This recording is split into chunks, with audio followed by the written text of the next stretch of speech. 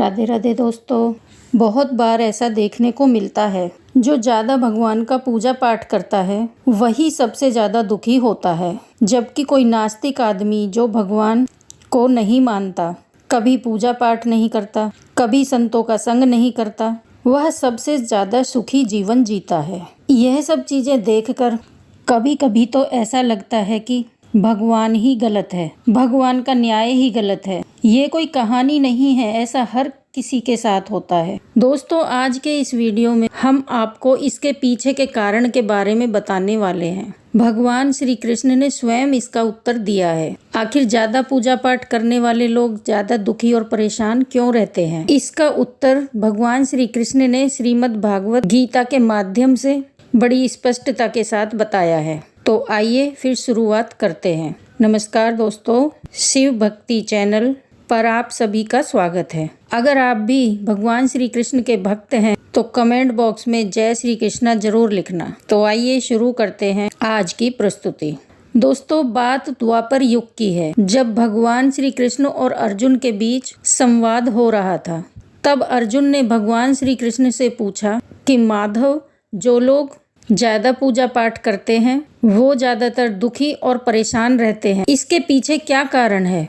जबकि जो लोग भगवान का नाम भी नहीं लेते, भगवान का स्मरण बिल्कुल भी नहीं करते और हमेशा गलत कार्य में लिप्त रहते हैं, उन लोगों को मैं सुखी देखता हूँ। इसके पीछे का रहस्य समझाने का मुझे प्रयास करें। तब भगवान श्री कृष्ण ने एक छोटी सी कहानी के माध्यम से अर्जुन को इसका उत्तर दिया।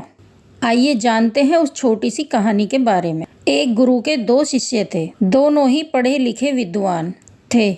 दोनों में फर्क सिर्फ इतना था कि एक भगवान को मानने वाला था और दूसरा भगवान को ना मानने वाला नास्तिक था।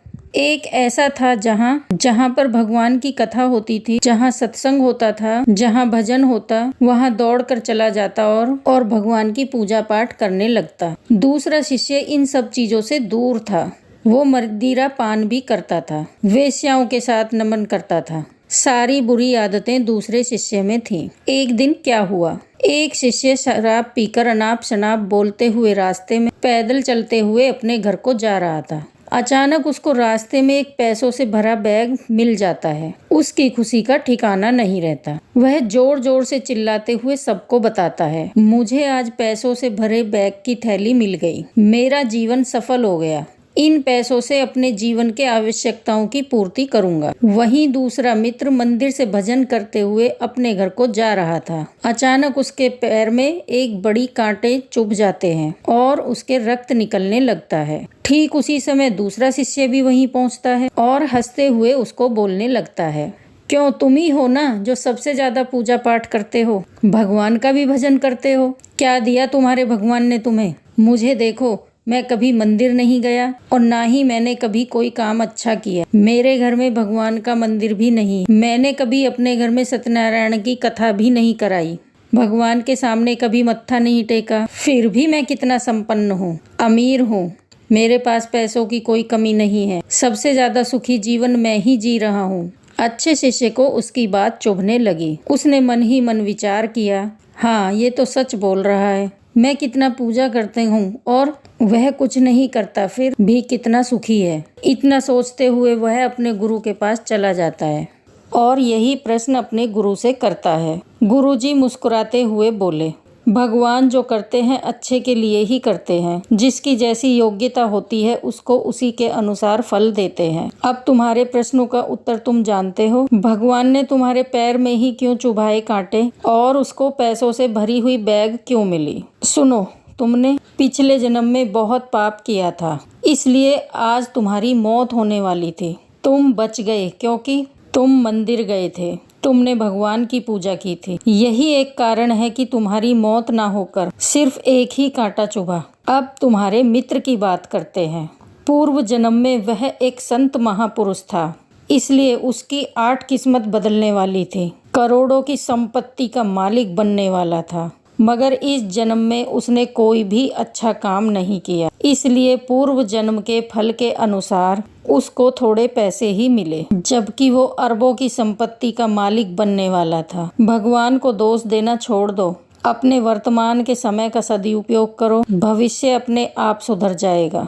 इस प्रकार उसकी आंखें खुल गईं और वे फिर से अपने पूजा पाठ में लग गया। जब हम प्रार्थना करते हैं तो ईश्वर हमारे कहने से ज़्यादा सुनता है। जितना हम पूछते हैं उससे ज़्यादा जवाब देता है। जितना हम कल्पना करते हैं उससे ज़्यादा अपने समय में और अपने तरीके से देता है। समय का चक्र बहुत तेज चलता है, इसलिए ना तो बल का अहंकार करें, ना ही अपने धन का। जीवन में वाणी को संयम रखना ही अनिवार्य है, क्योंकि वाणी से दिए हुए घाव कभी नहीं भरे जा सकते। जीवन में कभी मौका मिले तो किसी के लिए सारथी बनना, स्वार्थी नहीं। जैसे पानी को अगर दूध में मिलाया जाए तो वह दूध की तरह हो जाता है, यदि वही पानी अगर कीचड़ में मिलाया जाए तो वह कीचड़ बन जाएगा। हमेशा वह काम करें जो सही है, वो ना करें जो आसान है। करीबी और गरीबी का सिखाया हुआ सबक इंसान को अंदर से बदलने पर मजबूर कर देता है। जिस तरीके से बात करते हो उस तरीके से सुनना भी पसंद करो। ईश्वर को अपना सबसे करीबी दोस्त बना लो, क्योंकि परमात्मा ही एक ऐसा है जो तब तक साथ देते हैं जब सारी दुनिया हमारा साथ छोड़ देती है। ऐसे लोगों से दोस्ती बनाए रखिए जो आपको बेहतर बनाने के लिए प्रेरित करता हो, जो आपको अपनी जवाबदारी माने और आपका ख्याल रखे, जो आपको अपना समझे और अपने घर जैसा महसूस कराए, जो आपकी सहायता करे और आपको समझे। अमीरी गरीबी से इसका कोई लेना देना नहीं। रोने वाले महलों में भी रोते हैं और किस्मत में खुशी तो झोंपड़ी में भी हंसी गूंजती है। विश्वास में वो शक्ति है जिससे उजड़ी हुई दुनिया में प्रकाश लाया जा सकता है। विश्वास पत्थर को भगवान बना सकता है और विश्वास भगवान के बनाए इंसान को पत्थर दिल बना सकता है। किसी की यादों में घुट घुट कर मरने से अच्छा है कि आप अपनी ताकत को अपने लक्ष्य पर लगाओ और इतने सफल बन जाओ कि एक दिन आपको छोड़ने वाला पछताने लगे। कामयाब व्यक्ति की चमक लोगों को दिखाई देती है। उसने कितने अंधेरे देखे हैं ये कोई नहीं जानता। यदि सपने सच नहीं हो रहे हों तो रास्ते बदल लो, सिद्धांत नहीं।